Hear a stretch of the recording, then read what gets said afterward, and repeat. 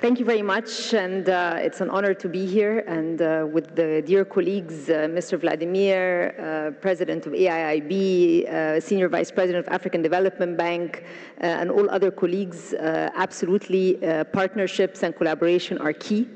But let me first say that very pleased to be here in South Africa, again, a country that has a development model. And when we look at the countries of the New Development Bank, as I mentioned yesterday, it's very important that we see the diversity, but also there's so much when it comes to peer learning. And this is also going to be reflected in how the NDB works with the other MDBs to be able to finance different projects. Of course, infrastructure connects markets, drives economic growth, enhances the quality of life for citizens. So it's really at the heart of economic development. And when we talk about infrastructure, there's not one type of infrastructure, but there's plenty. We're talking about water, sanitation, we're talking about renewable energy, we're talking about roads, we're talking about clean transportation. So infrastructure should be seen beyond just construction. It really does affect the livelihoods. It's able to push frontiers of the economy and definitely improve lives.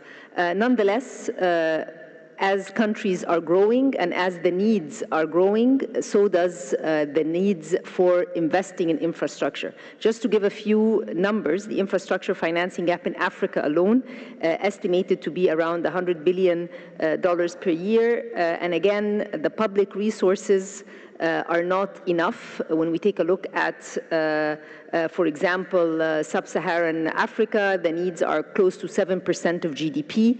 If we take a look at other countries, we would find similar gaps. According to the World Bank and the Global Facility for Disaster Reduction and Recovery, also low and middle income countries require in the trillions of dollars to be able to close this gap. And let me just mention also, we should not forget technology gaps, because when we look at recent publications by the World Bank, the middle income trap identified was that if countries are not able to do catch-up through technology, we are going to be left again in a situation of increasing gaps. So this is, again, one very important issue to think about. On another hand, of course, climate finance also falls short, and the gaps have been identified in the trillions. So many numbers, I don't want to say the numbers, but in all events, regardless of the source, we do know that these are big numbers that need to be filled in.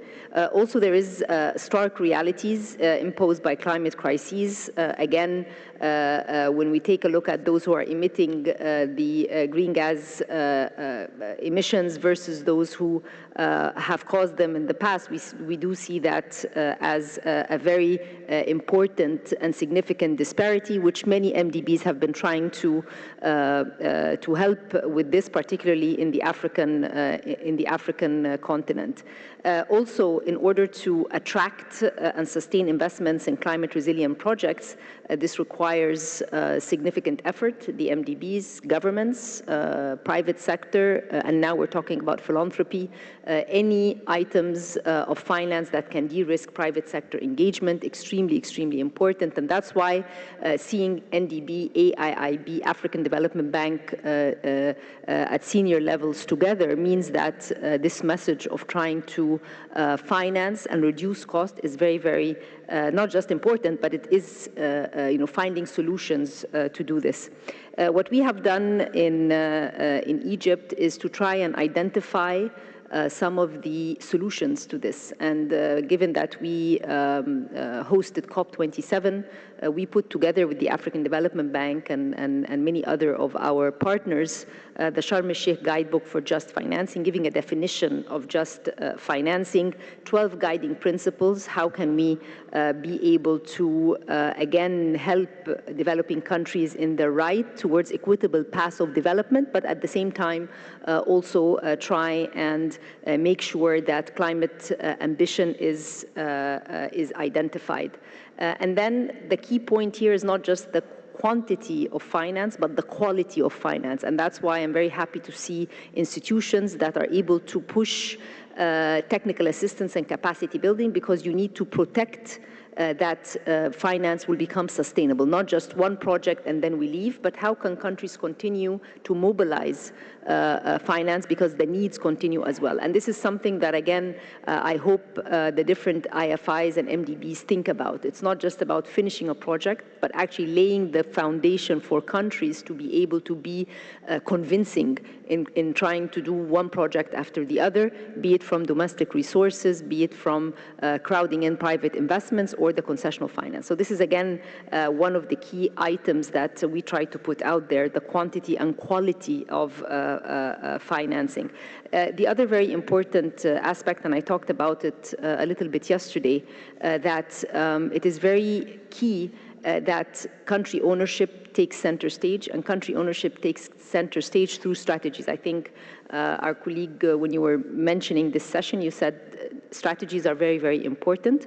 And that is true. Countries need to be very clear with their priorities, need to be very clear with how they are doing both development and climate, that they're not mutually exclusive, but they come hand in hand, so that you are giving a convincing argument when you are preparing your budget, that this is an infrastructure project which is important, but at the same time, it does address climate ambitions. All of us have nationally determined contributions that we have to report under Paris Agreement, so it's very important that we are mindful of many of these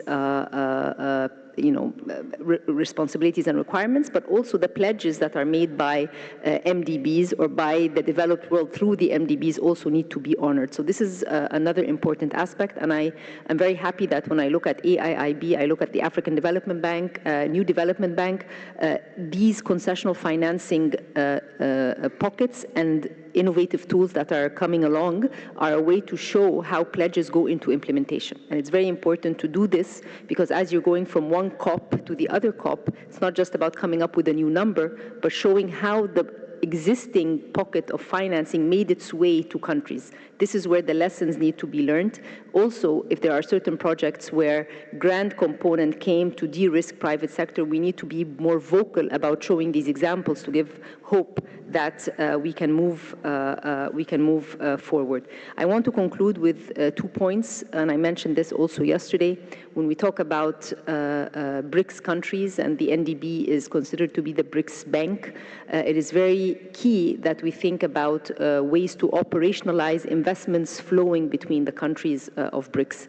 And we need to think about institutionalizing this, making these work groups quite clear, because there are so many expectations from the public about what BRICS will deliver. And the NDB is the institution that is formalized to be able to do it, and therefore, not to put pressure on Vladimir, but absolutely everyone is looking at the NDB as a way to operationalize the BRICS group. And then finally, MDB collaboration. MDB collaboration is mentioned once, twice. We see MOUs being signed between MDBs, which was not the case in the past. So we know the will and the commitment is there, but I also want to say that it is also up to the country to see how it can attract this collective effort. So as much as it is your job to work together, it is also our job on the demand side to be able to present investable projects, to be able to show that the public money required to bring in the concessional and crowd in private sector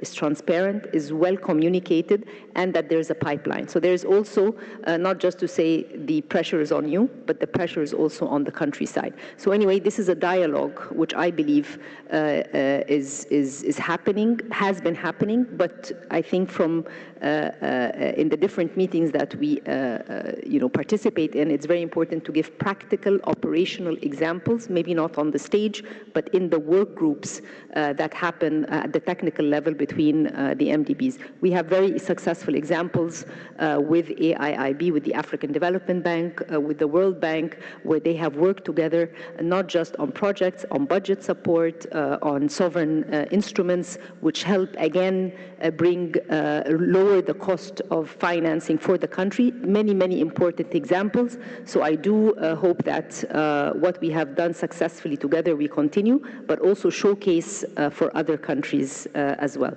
Thank you very much.